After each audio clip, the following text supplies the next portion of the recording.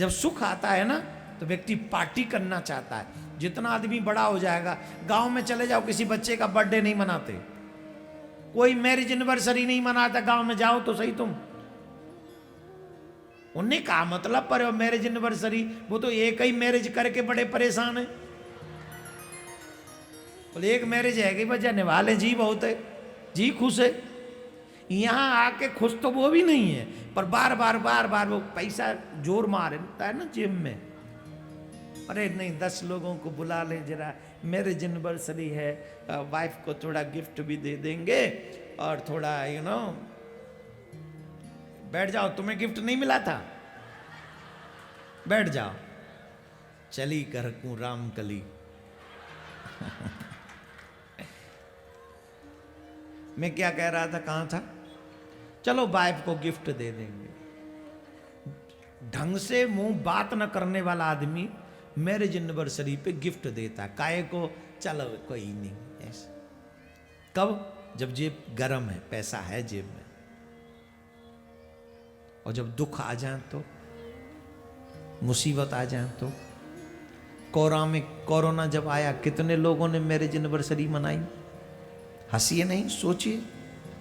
मैं दोनों चीज प्रैक्टिकल करके बता रहा हूं आपको। ये इस पे धूल मत जमने दो ना, इसे जगाओ। बताइए, क्या कोरोना में मैरिज एनिवर्सरी नहीं आई होगी किसी की? साल तो हुई होगी एक पूरी। बताओ कितनों ने मनाई? कितनों के बर्थडे आए तो कितनों ने मनाए? जब विपत्ति आ गई, सब छोड़ के भाग गए। अरे राम राम राम राम, बचाओ राम, हे भगवान हे भगवान हे। अब कहां को भगवान? विपत्ति में भगवान और मौज में ये शैतान। इनको बुला लो, इनको बुला लो, इनको बुला लो, फलाने होटल में चलेंगे, वहां पार्टी करेंगे, लाखों रुपए वहां उड़ाए आएंगे। ये कब होता है? जब व्यक्ति की मति भ्रमित होती है। जब विनाश नजदीक होता है तो बुद्धि विपरीत काम करती है। जिस मनुष्य की बुद्धि गलत रत में रह जाए, गलत विचारों में भागने लगे, समझना उसकी बुद्धि भ्रष्ट हो गई। कुंती जी श्री कृष्ण को नमन करती हैं और भगवान कहते वरदान मांगो, तो कुंती बुआ कहती है, हे कृष्ण अगर मुझे वरदान देना चाहते हो तो एक वरदान दो। क्या?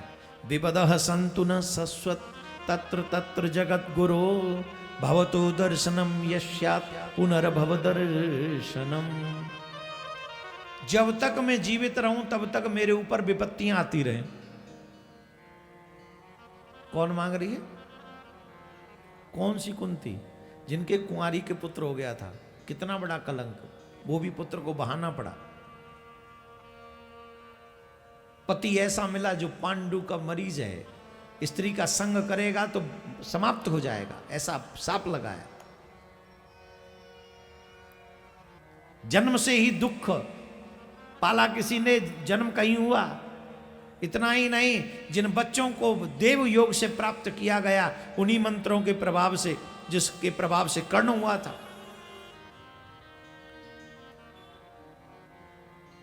उन बच्चों पे विपत्तियां, राज्य छीन लिया गया। पुत्र वधू की भरी सभा में लाज उतारने का प्रयास हुआ, लाक्षागृह में जलाने की कोशिश की गई, अभिमन्यु जैसा नाती मार दिया गया। कौन सा दुख बचा कुंती से? और फिर भी कुंती क्या मांग रही कृष्ण से? मुझे दुख दे दो। अब भी दुख चाहिए, क्यों? बोले हे कृष्ण, इस सुख से लाख गुना अच्छा है दुख। जब जीवन में दुख रहते हैं ना तो तुम्हारी याद बनी रहती है।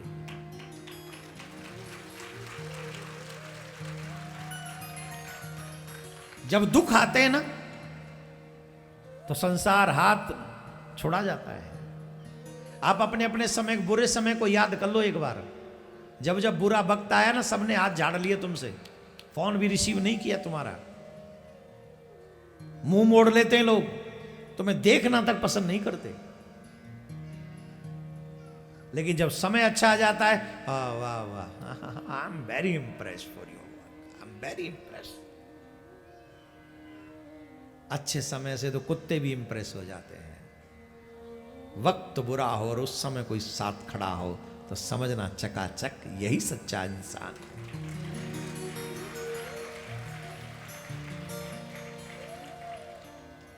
दुख में सुमिरन सब करें और सुख में करे न कोई, जो सुख में सुमिरन करे तो दुख काहे को।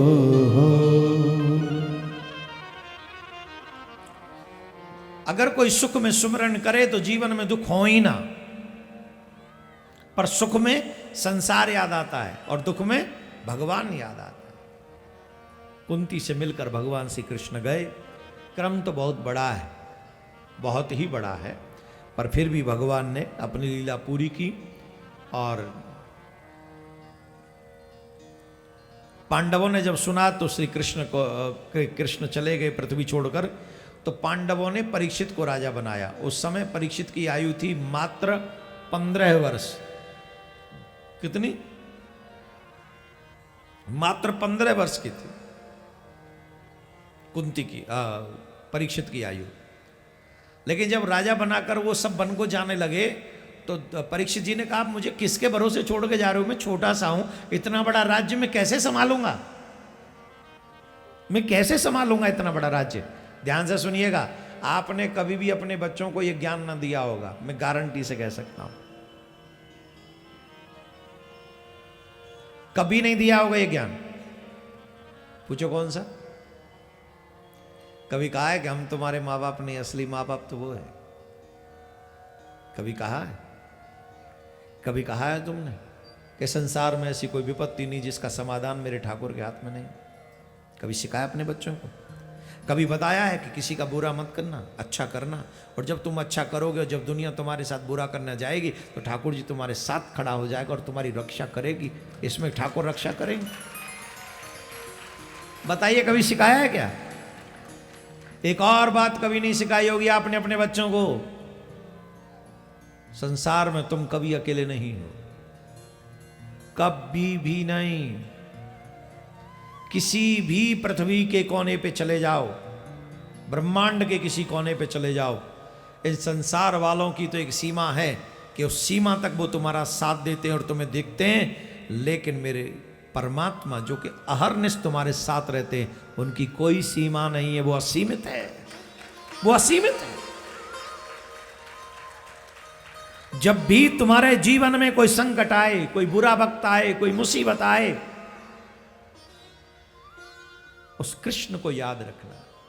ध्यान से सुनना, मैं यहां पर एक बहुत गजब की बात बोलने जा रहा हूं। धर्मराज कह रहे हैं, परीक्षित, संसार के लोगों को तो भगवान से संबंध जोड़ना पड़ता है। क्या? संसार के लोगों को तो भगवान से संबंध जोड़ना पड़ता है, पर तुम कितने सौभाग्यशाली हो कि तुम्हारा तो संबंध जुड़ा हुआ है ऑलरेडी। तुम्हें संबंध जोड़ना नहीं है, तुम्हारा तो जुड़ा हुआ है। अरे तुम कृष्ण के भांजे के पुत्र हो, कृष्ण के भांजे हैं अभिमन्यु, तुम उनके पुत्र हो, तुम्हारा तो जुड़ा हुआ है। याद रखिए, जिनका संबंध कृष्ण से जुड़ा हुआ है उनसे अपना संबंध जोड़ लो, तुम्हारा कल्याण हो जाए। इसीलिए हम लोग मैं तो हमेशा कहता हूं, कोई ब्रजवासी को गुरु बना लो अपना। ब्रजवासी जो वहीं पैदा हुआ, जिसका जन्म से ही संबंध जुड़ा हुआ हो। अब देखो, बहुत से लोग बाहर से आके ब्रज में रह रहे हैं, तो उनका वो संबंध जोड़ना, उनको भी जोड़ना ही पड़ेगा। जुड़ा नहीं है, जोड़ना पड़, पैदाइशी जुड़ा नहीं है, उन्हें जोड़ना पड़ेगा तुम्हारी तरह। तो वो भी तुम्हारी तरह ही है, जोड़ो पहले। लेकिन जो ब्रज में, अच्छा ब्रज में एक अकेले हम ही तो ब्रजवासी कथावाचक नहीं, जो ब्रज में जन्म हुआ तमाम ब्रजवासी, हम आए जाए पीछे कोई ब्रजवासी गुरु आए और उनसे सीख लो, उनसे ज्ञान मिल जाए, उनको गुरु बना लो। जैसे ही तुम उनसे दीक्षा लोगे, तुम्हारा संबंध ईश्वर से जुड़ जाएगा।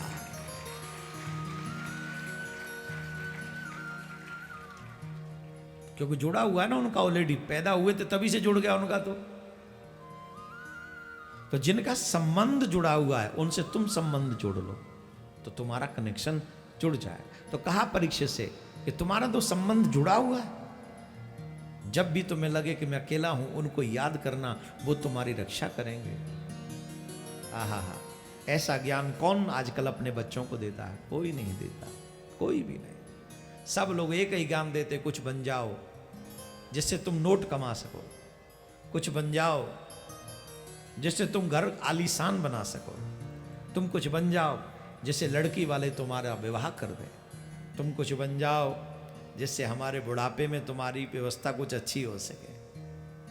लेकिन तुम कुछ बन जाओ जिससे तुम्हारा कल्याण हो सके, तुम कुछ बन जाओ जिससे मेरा भी तुम कल्याण कर सको, तुम कुछ बन जाओ जिससे तुम्हारे पितृ तर सकें।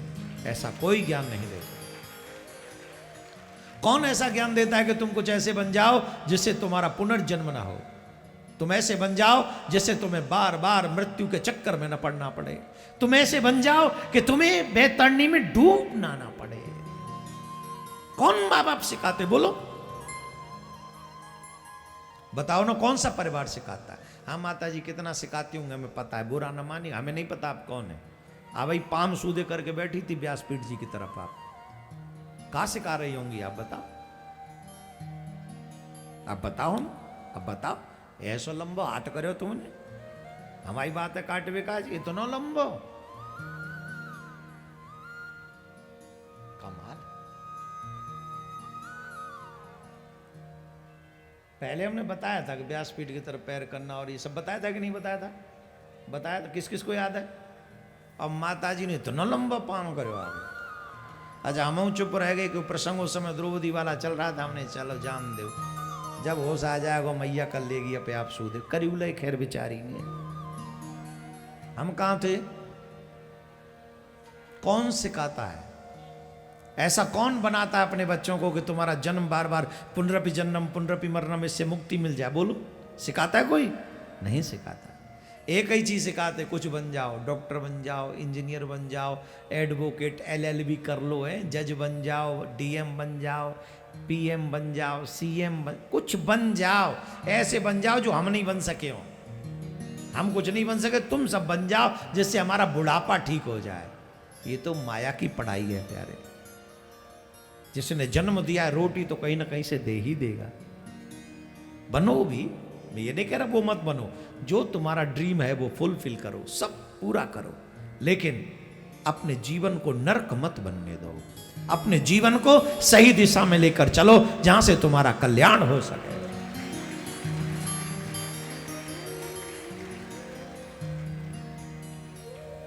ऐसा ज्ञान देकर धर्मराज चले गए और परीक्षित राज्य संभालने लगे। परीक्षित राज्य को संभालते, बड़े धर्मात्मा है परीक्षित। यहां से आगे मुझे 15 मिनट और चाहिए ये प्रसंग समझाने के लिए। समय है कि नहीं? अगर आप पे नहीं है तो हम शॉर्टकट 5 मिनट में भी समझा सकते हैं। है? हाँ, दिल्ली वालों पे तो समय तो कोई बहुत अच्छे हैं सच्ची में। इस बात से तो मैं आपके पीछे से भी बड़ाई करता हूं, कभी कभी जब मिल जाए मुझे मौका, दिल्ली वालों की बड़ाई।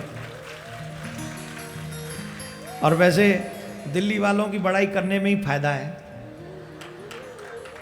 हम चाहे दुनिया में कहीं कथा करामें, आना तो बेटा घर ही है वापस। समझ गए? ज्यादा समझ रहे हो आप?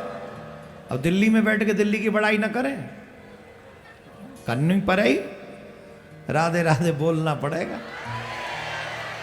खैर दिल्ली वाले लोग एक्चुअली हैं भी बहुत अच्छे, अच्छे लोग हैं यार, मुझे बहुत अच्छे लगते हैं।